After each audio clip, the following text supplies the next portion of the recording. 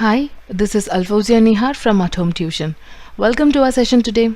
The topic that we are going to discuss in today's video is secants and tangents of a circle. I would like to give you a small introduction about this topic. A circle is all points equidistant from one point is called center of the circle. Segments drawn within, through, or tangent to a circle create angles which will now define measure. Intersecting segments also create small segments. Am I right? We will learn how to relate the lengths of these segments mathematically now. Before starting into the lesson, I would like to talk about the important facts about secants and tangents. The measure of a central angle is the same as the measure of the intercepted arc. Let me write it on the board. The measure of an inscribed angle is half the measure of the intercepted arc. Third important fact is a segment connecting 2 points on a circle is called chord. So what is a secant and tangent? A line passing through 2 points on a circle is called secant. Same way, a line external to the circle passed through 1 point on the circle is called a tangent. Hope you understand the difference between secant and tangent. These are the 5 important facts that you should be very familiar if you want to deal any problem or the theorem with secants and tangents of a circle. Please have a glance over this. Okay, now let's get started with the main lesson. Here we show a circle with a center O. Let me name this figure as A. Points A, B, C, D are on the circle. The segments AD and DP. DP are the secants. AP and DP are the secants because they intersect the circle at 2 points. Notice that the arcs intercepted are the arcs CB and AD. So these two are the arcs. So how does the measure of the angle P relate to the arcs CB and AD? Let's see in detail. I have drawn lines in red color. By drawing the segments DC and AB shown in red, we form a triangle. We form the triangles, two triangles, ABP and DCP. So these are similar triangles because they have angle P in common and the angles A and D must be equal. Because we know the theorem, the inscribed angles intercepting the same arc CB. This means that the angle A and D must be equal, one half the measure of the arc CB. Hope you're clear so far. So in this figure, we also show angle 1. Let me draw it. Angle 1 is nothing but ACD because we will need to refer to it below. Notice that angle 1 is the inscribed and intercepts arc AD. So angle 1 is inscribed and intercepts arc AD. Therefore, angle 1 has measure equal to 1 half of the arc AD. Let me write it on the board. So these two are the secants. If I draw two lines connecting AB and DC, you can see two identical triangles. I mean similar triangles. So from this I have proved that angle 1, measure of the angle 1 is half the arc AD. Hope you're clear with this concept. Now let us discuss about the angle outside a circle formed by two secants. I am naming each and every figure so it will be easy for you to refer. Okay, these are the two secants. Please notice that I have just taken a part of the previous figure, the outside secants. Connect D and C. From the previous explanation, we know that measure of the angle 1, this is the angle 1 we mentioned in figure A. This angle 1 will be equal to half the time of D, AD, arc. We know that the sum of all the angles on a straight line will be equal to 180 degrees. Am I right? Please notice that. So the angle 1 and this remaining unknown angle will be sum up to give 180 degrees. We know the measure for angle 1, which is nothing but half times measurement of the arc AD. Now this would be 180 degrees minus this one. Am I right? I am going to use the same concept that I used for angle 1 here. So what will happen to this angle? This is nothing but half times the arc CB, this side arc. This is angle D. I have explained you how I draw this figure. Now let me show you everything in written form.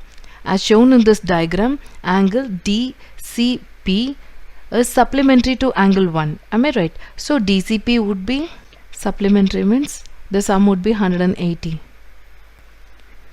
Now we are going to use the very well-known fact. Sum of all the three angles in a triangle must be equal to 180 degrees. So we have to add all these three angles. So it would be equal to 180 degrees. Angle P, angle C and angle D.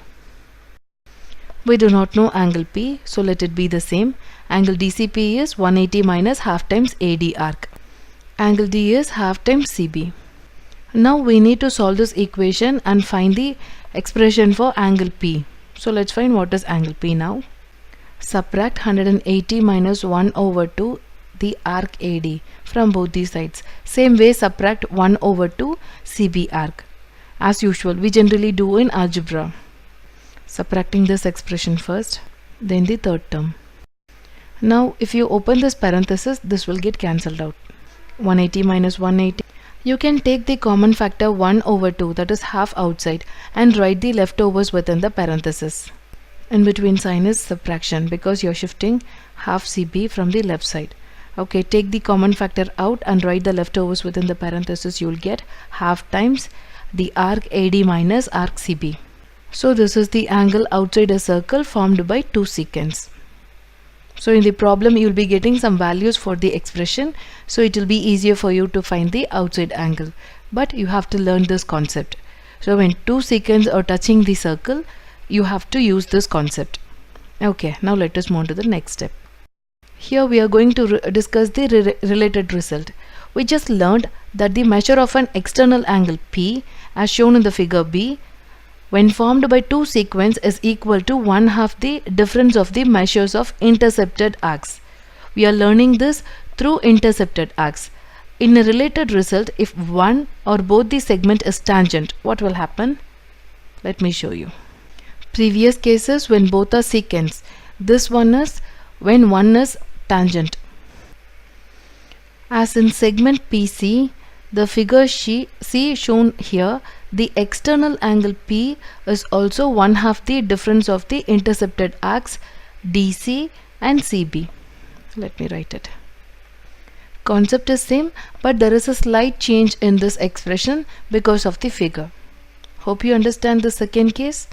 Okay, now let us move on to the third case. Segments formed by secant drawn from a point intersecting a circle. Okay. First two cases talked about the angles. Now we are going to talk about the segments. We can take the same figure A for reference. We have already noted that triangles ABP and DCP are similar. So this gives us corresponding sides. We know the concept corresponding sides. Let me write the same here. So what are the two corresponding sides in these two triangles ABP and DCP? PC is similar to PB.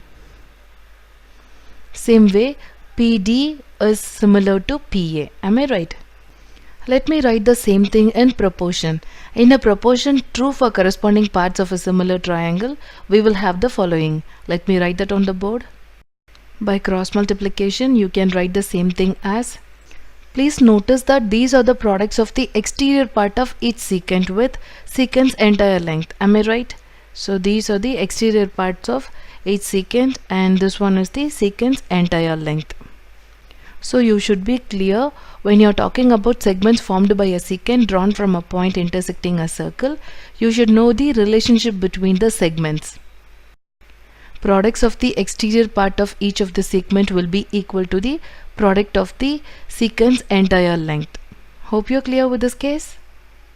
So we refer figure A for this one, when the two secants are touching the circle. Now let me discuss the relationship of segments formed by secant and then a tangent. So you have to refer figure B, the second figure that I drew. Let me just connect DC and CB. In this case, where one of the segments forming angle P is a tangent, this one is a tangent and this is a secant. So you can refer this figure. For example, you can also refer figure C for reference. Okay, we have added the segments CB and DC. Looking at triangles PCB and PDC. PCB and PDC. Both these triangles share the same angle P, and angle D and angle PCB both have the measure half of the arc CB. Am I right? You can refer the second case in the starting of the video. The intercepted arc, CB is the intercepted arc. So you can say that the triangles PCB and PDC are similar since the sides PC and PD are similar.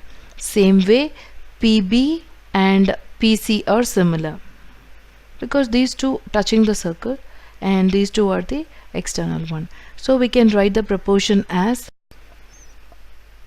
hope you're clear so far. You can also write the same thing as a product as we did in the previous case. So by cross multiplication, PD times PB will be equal to PC the whole square. So this is the case for one tangent and secant. Let me summarize the concept we discussed.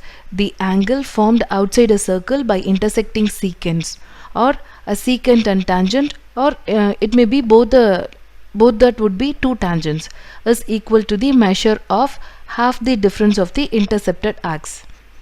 Am I right?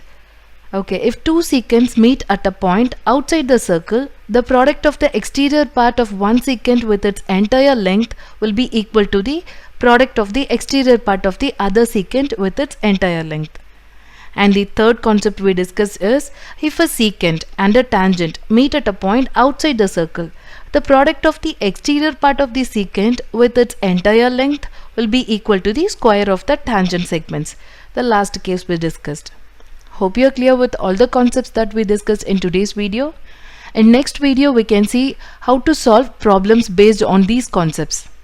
Okay, see you in the next video. Have a great time ahead.